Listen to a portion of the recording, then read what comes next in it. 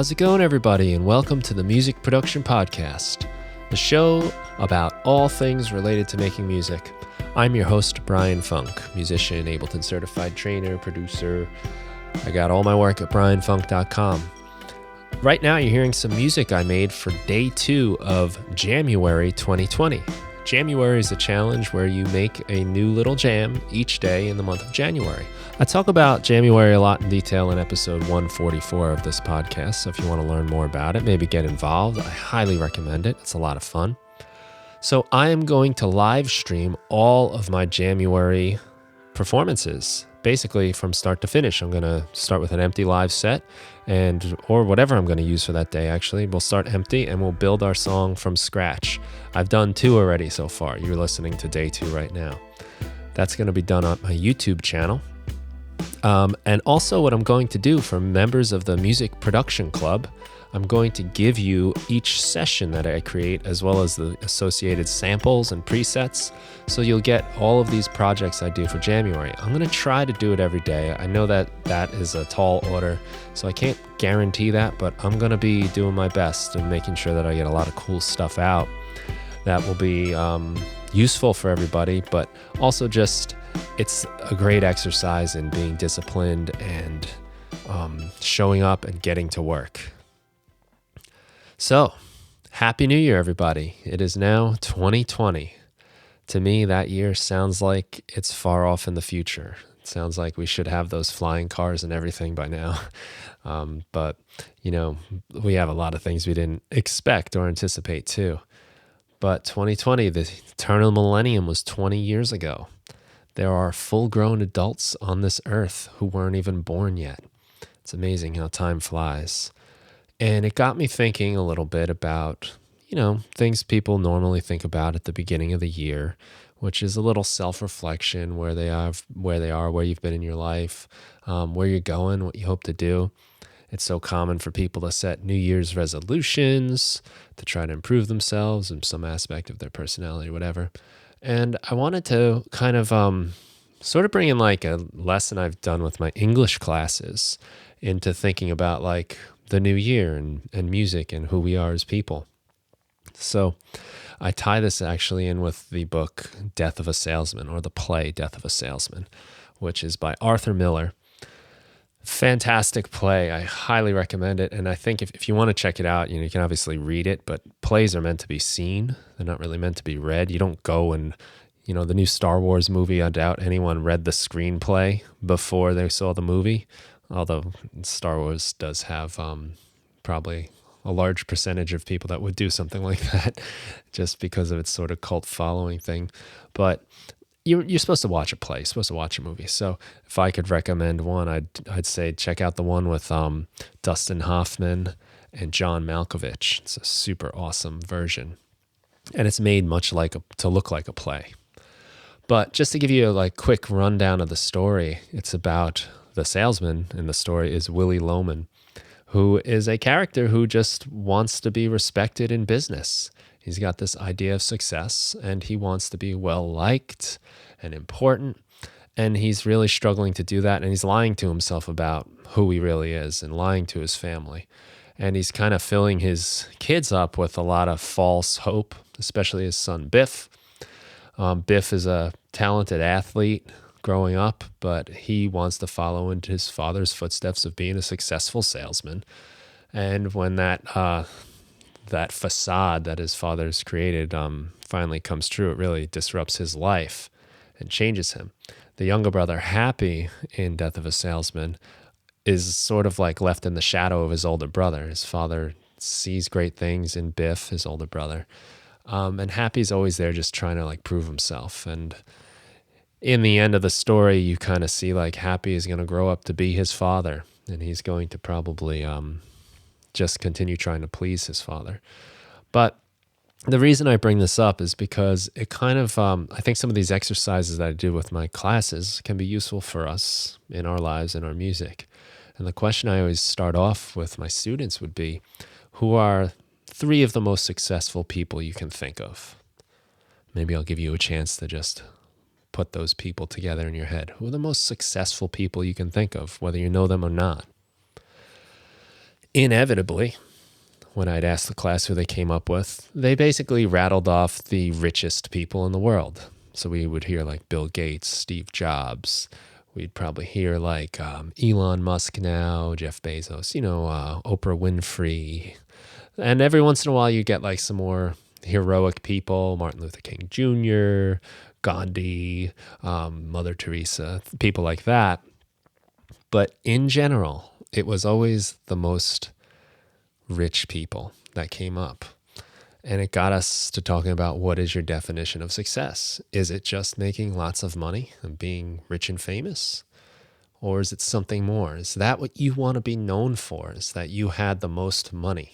You had the most stuff. You were the most well-known. You were on the most magazine covers. You got the most hits on your YouTube channel and most likes on your Instagrams, whatever metric we have today. Is that really what you want?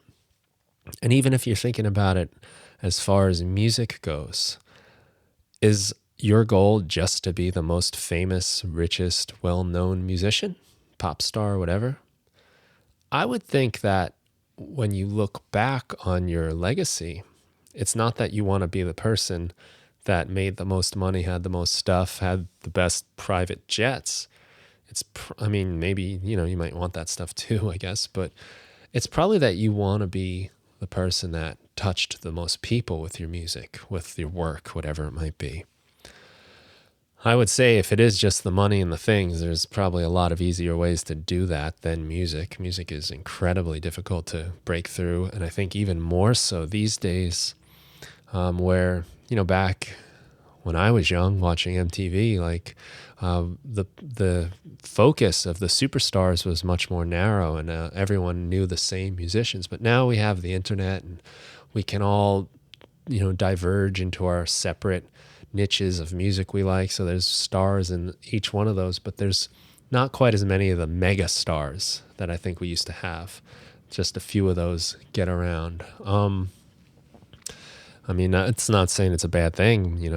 The reason we get to do this podcast is because we have all that niche stuff. This is not a show for everybody. This is music producers, right?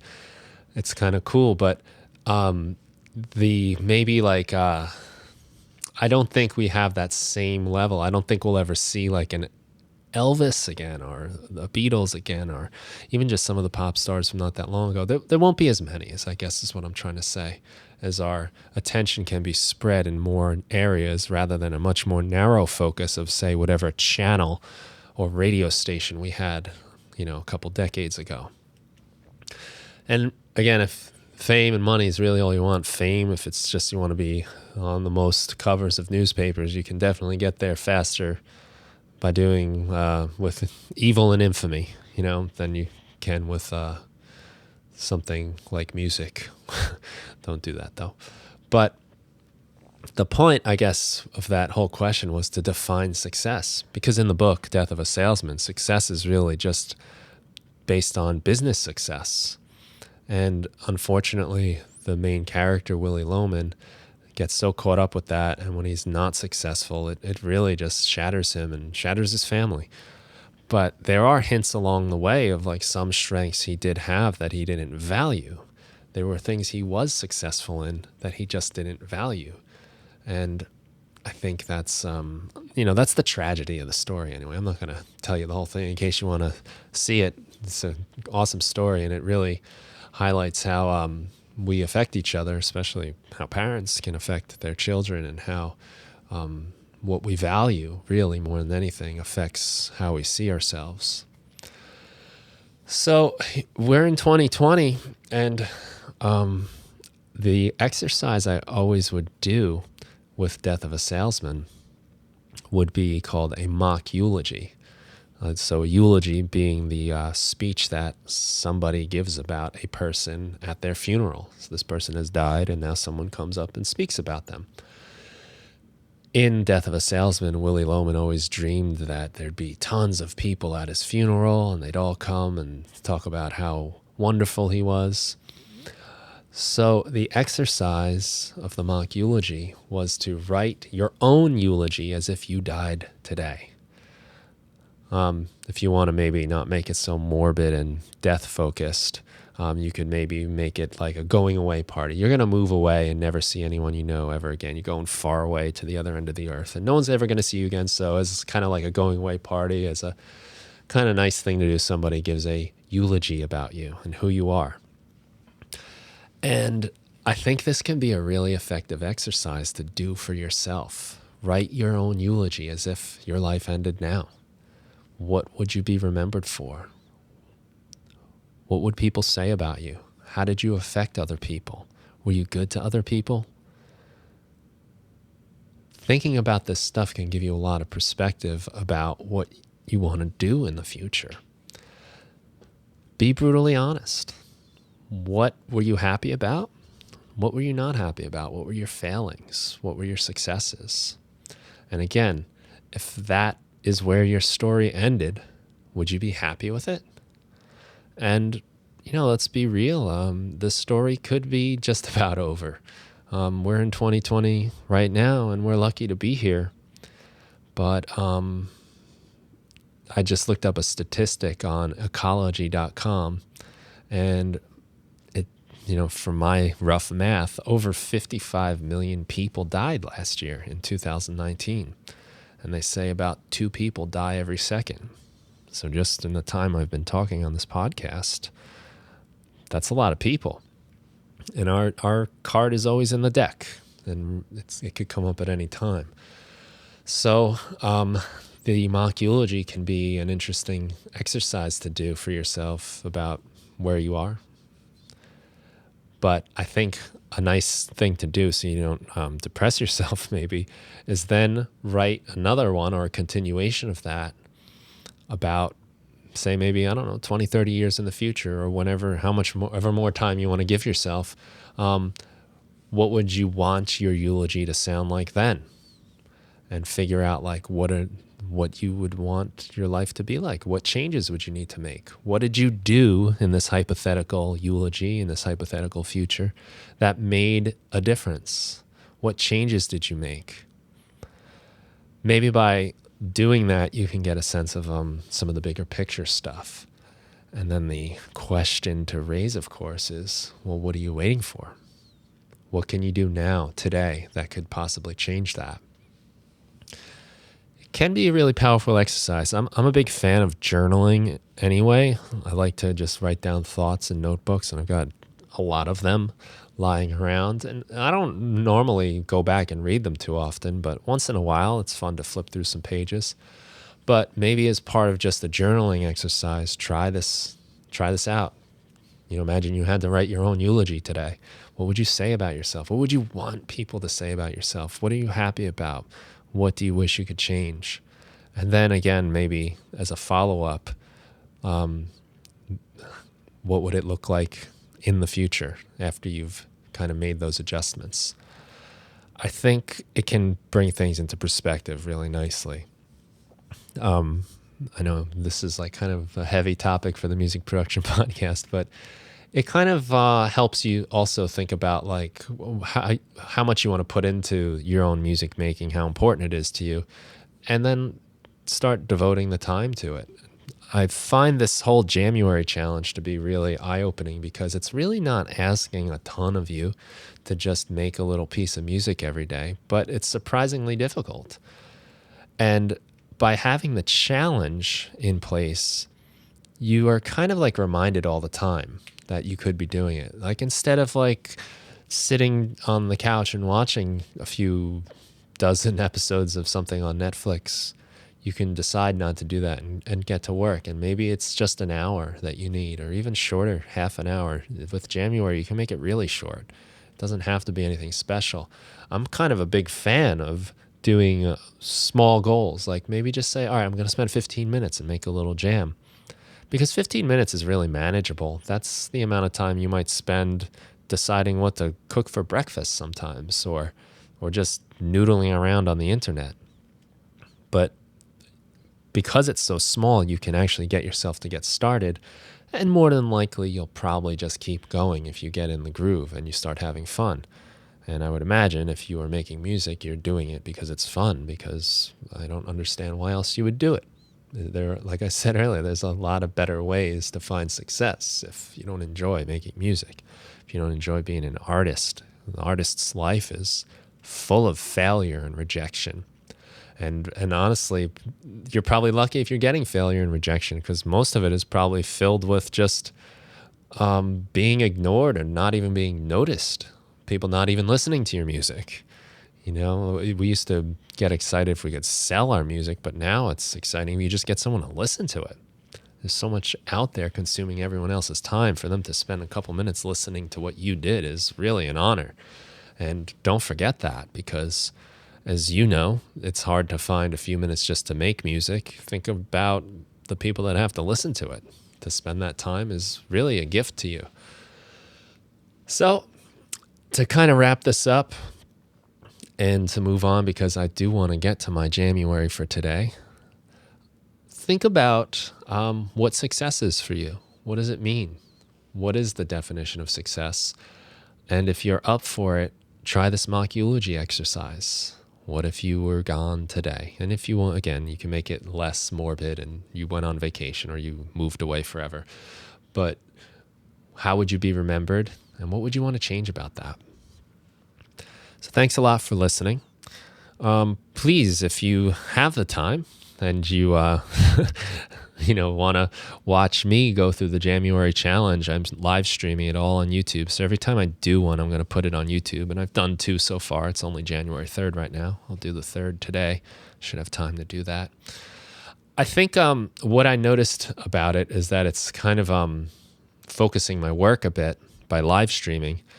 But I'm also finding that I'm sharing a lot of little tips and tricks and time savers that I like to do as I'm going through it, because I kind of like to talk through the process a little bit. So little things like how I organize stuff or how I have templates going to help speed up my workflow. For instance, in the jam you heard in the beginning of this podcast, I recorded some live drums. And I have my drums mic'd up all the time, and I have templates set up inside Ableton Live that I can just drag into a project and have my drums all mic'd up, ready to go. I even have some EQ and compression on them. And I think I put gates on the kick and the snare to cut out some of the background noise. And it's just stuff I don't have to do. And if you were to watch yesterday's live stream, it didn't take me very long to record drums. Now, I didn't do anything fancy. I just played a really basic beat.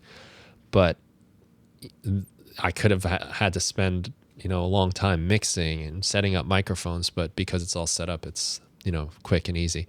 And I think in the live stream, a lot of that stuff comes up just out of the workflow, things that maybe you don't get when you, say, watch a formal video course, or maybe if you read the manual from start to finish. These are just practical things that I've come across. And even as I'm doing it, it's kind of fun to read in the comments what people say, because sometimes they notice things that I missed. For instance, I forgot to unmute tracks or turn effects back on as I'm going, and people pointed that out. So it's kind of nice to have that, eye over your shoulder too. So that's all happening on YouTube. You can just search Brian Funk on YouTube or go to brianfunk.com, and I have all the links there. And again, if you want some of the project files and some of the presets and samples and everything I use to make that, check out the Music Production Club at brianfunk.com/MPC. So thanks a lot for listening. I'm really excited for the podcast in 2020. Got some amazing guests coming up that I honestly am really excited about. I can't believe I'm getting to talk to some of these people that I get to talk to. It's incredible.